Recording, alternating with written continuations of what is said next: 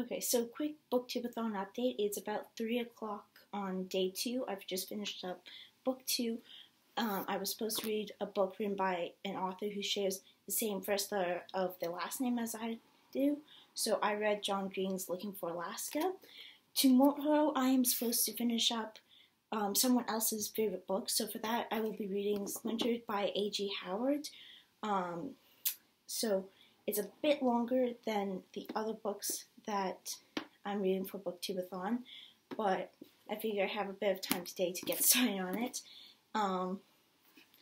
It's sort of Alice in Wonderland with a darker twist, so I'm really excited for that. I started reading it back in October and I got through about the first quarter or so, but I have completely forgotten everything that has happened, so I will have to completely reread that.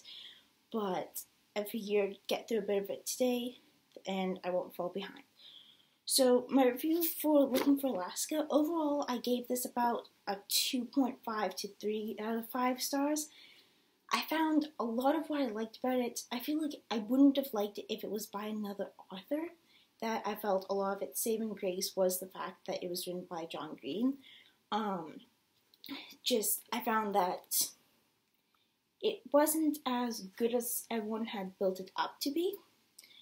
I found that overall it was pretty good, but it definitely didn't live up to my expectations.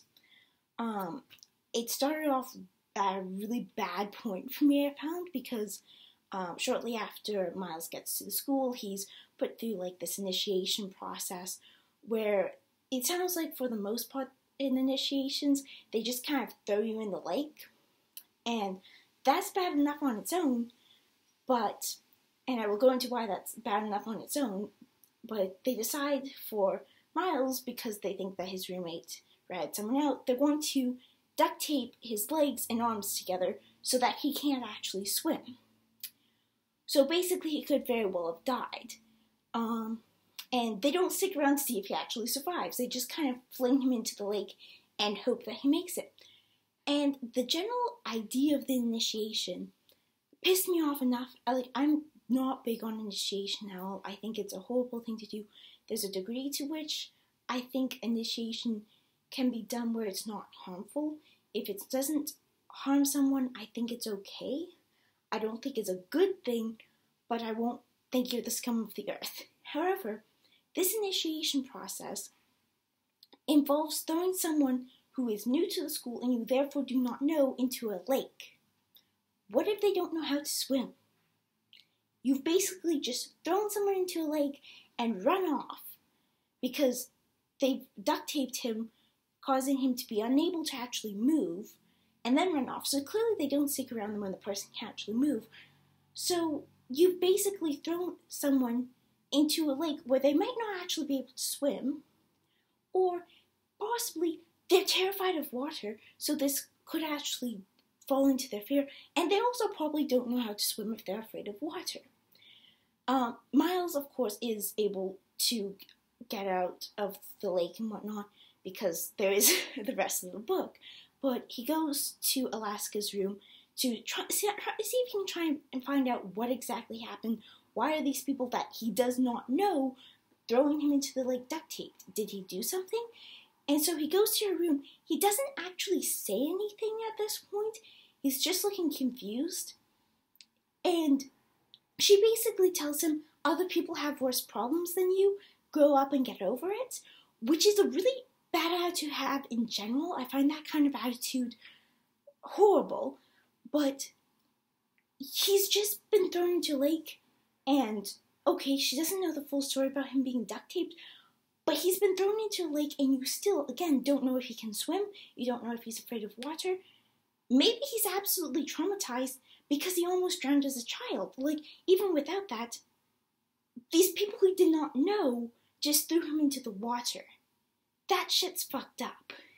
So, I found that the start of the book, it started off really badly for me. I found that just having that be the start, I didn't like the characters right off the bat. I found that Alaska just having that be one of her first scenes, it's literally her second scene with Miles she's extremely rude to him. In the first scene, she's not exactly the best. So I found that started off on a really bad footing, I guess you would say, that I did not like her from the beginning. And so I found that Alaska as a character never actually really grew on me, because I found her to be really bitchy, and not just, oh, she's kind of moody sometimes, but even when she wasn't being her moody self, I found her kind of a bitch, that I was kind of going, not just why does Miles like her, but why do any of you hang out with her? She's just, okay, she can be funny sometimes, but she's really just a bitch. So I found that Alaska was so infuriating that I could not, I had such a hard time reading the scenes with her in it. And so I found it almost impossible to get through the first half of the book, the before part. It was just so hard for me to get through, because I spent all of the scenes with Alaska, which was a good chunk of before, just going, why the fuck is she here? So I just found her to be so infuriating. Miles as a character, I found that I liked him a little bit more than I liked Alaska, but I still wasn't particularly fond of him. I found him to be fairly pretentious and stuck up, that he liked to think that he wasn't, but he kind of played into that a little bit. And so I found him to be kind of a frustrating character, and he kind of didn't really think about how other people played into his life besides how he and Alaska reacted with each other. And he seemed to do a lot of ignoring of the fact that she has a boyfriend. And so I found him really hard to back as a main character. That being said, I really liked his other friends, though. I found the Colonel was really fun. I really liked the scenes with him in it. I liked the fact that he could memorize things. I liked that what he was memorizing was stuff like countries and capitals, just because that's stuff that I'm interested in as well. And so I found that I could really relate back to him as a character. And so I found that he was a lot of the redeeming grace. I also really liked Takumi, because I felt he was very funny, he was amusing, and he was a little bit less self-centered than the other characters. And so I found that, especially because Miles was such a self-centered protagonist, I found that really refreshing. I also really liked Laura. I felt like she should have been in there more, and I think it would have been better if, she had been more of a main character, just because, again, I felt like she was a lot of a saving grace, and I feel like I wouldn't have been able to get through this book if those three hadn't been in it, just because I found Alaska so horrible, and I just couldn't back Miles at all. And so those three definitely made the book a lot easier to get through. I also really liked the usage of the Eagle and the Old Man. I felt that they were both really interesting characters. I liked that you got that the Eagle was really strict and he enforced the rules, but he also wasn't being unreasonable. That, he would enforce rules like, you're drinking, or you're smoking, or you're actually breaking a law, like smoking when I think they're supposed to be 16 or 17, is actually against the law. But he didn't even, the worst that they ever got was they had to do dishes for a little while. And so I feel like a lot of the time they were really rude about how, oh, he's so strict, and I'm just going, he could be sending you to jail for this. Probably not jail, but you could get in a lot worse trouble than having to do dishes for 10 days, I found that the Old Man was really interesting. I liked how he teaches religion, and I liked how what they were learning in religion related back to the sort of more main plot of the story. I liked that they didn't, it wasn't too pretentious, and so I really liked that aspect of it. So I really liked how the students liked him even if he was strict, and I found Alaska's anger, and even if it was a little bit staged, she tended to be really rude about him, and it reminded me a lot about how people would react to strict teachers in high school, and it always drove me nuts because they are actually allowed to do that, especially since they're actually at a private school. Teachers can kick you out of class for not paying attention, because you get kicked out of class, it's harder to catch up and learn the material, which means that you start doing worse and your parents find out, and so students are more likely to focus. And so even if it is a little bit strict to have them be kicked out of class for passing notes, it is actually a technique used in private schools, and they are allowed to do that. And I felt like Alaska kind of overreacted a lot in regards to the old man, especially because, with the exception of that one scene, he was shown to be actually like a really nice teacher. And it seemed like, with the exception of Alaska, everyone else seemed to really like him. So I wish that you had gone a little bit less of Alaska being bitchy about that, but then again, less of Alaska in general I would have liked, because I really did not like her. That being said, her death, I wasn't there going, yay, she's gone, but I also couldn't find myself being exceptionally sad about it. I was sad that she had died, but it also didn't invoke the same emotions as when a character I really like dies. I thought the aftermath of her death was interesting, though. I liked how the story was very true to how people in high school would react to losing their classmates. That there would be some who would be going, oh, I wish I had told her how much I loved her, and when they were actually like enemies. But I also thought that the characters or Miles in particular, was a little bit unfair towards the other classmates. That I think if you were to lose one of your classmates, even if you weren't close with them, you would feel sad about it. And so I wish that someone had been a little bit more like, yeah, this is an understandable reaction to finding out that someone you know died.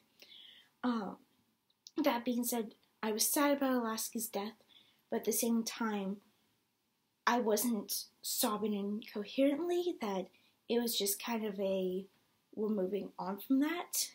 But I did like that there was a lot of stuff about figuring out, was it an accident, was it a suicide, and I found that to be really interesting.